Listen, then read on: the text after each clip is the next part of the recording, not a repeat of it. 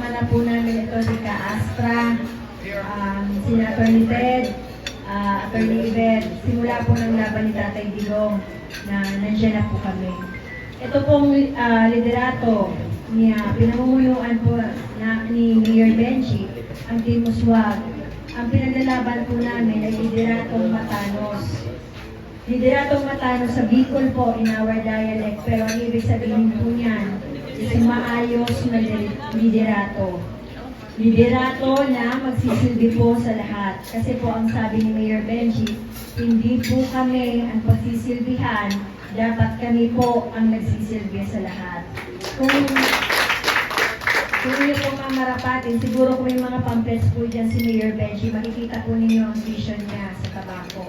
And it all aligns po sa vision ng PDP. It aligns with the mission of Atty. J.B. Hillo, Atty. Jimmy Bondo, kay Kuya Ipe. Matagal ko na rin po, ilang beses na tayo Kuya Ipe nagkasama. Po, si Ka-Astra and Senator Bato, nakasama ko na din po. So, ako po ay makikiusap, katulad po na sinabi ni Atty. Hillo, vote straight po tayo, black voting po tayo, kasi yan po ang paraan para po matulungan natin na may angat po yung klase ng ating pag-gobyerno. Yun lamang po.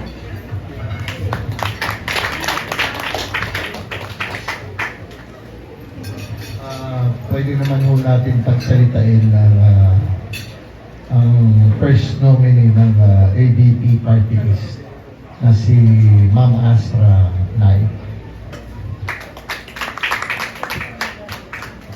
Ayan, magandang tanghali sa ating lahat. Ako po si Astra Pimentel Naik, first nominee ng ADP Parties 134 Senyor Balota. Kanina, sinabi ni Atty. Jimmy, panahon na para palitan ang mga kongresista dahil wala namang mga statesman doon. Natatawa nga ako kasi maraming mga party list congressmen na nandoon. Puro pa mumura ang ginagawa, tapos nagagalit sila na minumura sila ng mga vloggers. Di ba nakakatawa? Sinisingil mo sa kapwa yung ginagawa mo, di ba? What you do unto others, I do not do unto others what you don't want others do unto you. So, nasaan na nga ba ang pagka-statesman? Dito naman po sa inyo, sa Bicol, one of the top 5 problems dito sa inyong rehiyon ay environmental in nature, lalong-lalo na yung response sa kalamidad. Ang bombero ng Pilipinas po ay binubuo ng mga volunteers kung saan ang lahat ng ating mga volunteers ay nagre-responde sa kalamidad, sunog man yan, baha o lindol. Dito lamang po sa Bicol, this is very ironic because you have the Appropriations Committee Chairperson of the House of Representatives, a Bicolano, and yet you have the only record in the whole of the Philippines na meron kayong tulay na natumba dahil walang steel yung bridge. Parang nakakalungkot naman po, di ba? Siguro panahon na para inyong makita ang iba naman ng mga party list na talagang tunay na magsisilbi. Kung papansinin niyo po, ang party list na bitbit ng Team Duterte ay puro bago ang mga mukha dahil ito po ang gusto ni Pangulong Duterte. Out of the 9 senatorial candidates, 2 lamang po ang re-electionist and the rest are new faces. At yung 8 po na mga party list groups na binibitbit ng Team Duterte, lahat po na nandoon ay mga bago. Dahil kailangan po natin maghalal ng mga bagong tao. Marami pong talentadong Pinoy. Maraming matatalinong Pilipino, pero hindi natin na bibigyan ng pagkakataon dahil paulit-ulit tayo doon sa mga mayayaman, pero hindi naman tunay na nagsisilbi sa ating sambayan ng Pilipino.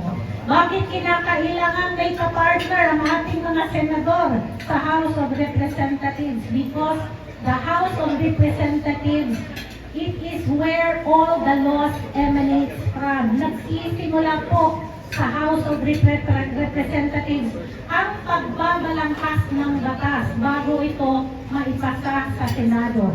Kung ang mga gumagawa ng batas sa House of Representatives ay pansarili ang interes, wala po tayong maaasahan na mararating na maayos para sa ating bansa. Alam nyo, ang House of Representatives, through time, nakakalungkot po, ito ay naging mafia na ngayon. And that is very evident with what is happening right now. We have a House of Representatives that has become a mafia. Kumbaga, kung sino si Al Pacino, sinong nanonood ng The Godfather, kung sino yung nakaupo na parang Godfather doon or the Speaker of the House, lahat ng kanyang mga kasamahan magbabaw at hindi na lamang magsasalita kung ano ang nararapat. Saan ka nakakita na yung majority at minority ay magkaisa lang ang desisyon? Magkaisa lang ang boto. O, di ba? Kasi ginawa na nga po nilang mafia. And it is time that we change the composition of the House of Representatives. Nandito po ako, kasama yung tandaan lamang natin sa party list po, iisa lang ang binoboto. Ngayon, may tanong kanina kung ano ang role ng mga national candidates. The party list is considered as one of the national candidates as well sa inyong lokal. Si Mayor Rosal, sigurado ako na mananalo si Mayor Rosal.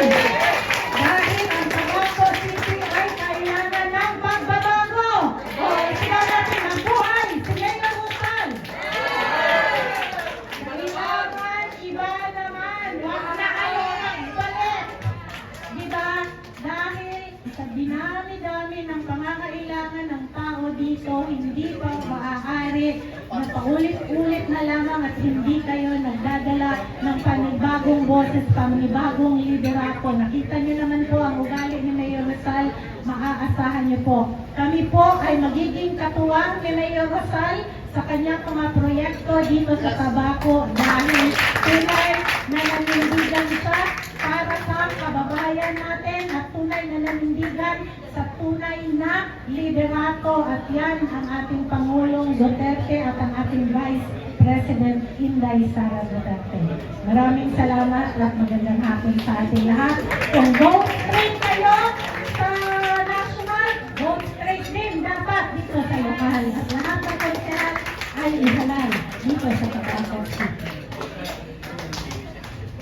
ABP Party List. ABP Party List. Numero 134 sa Caloocan.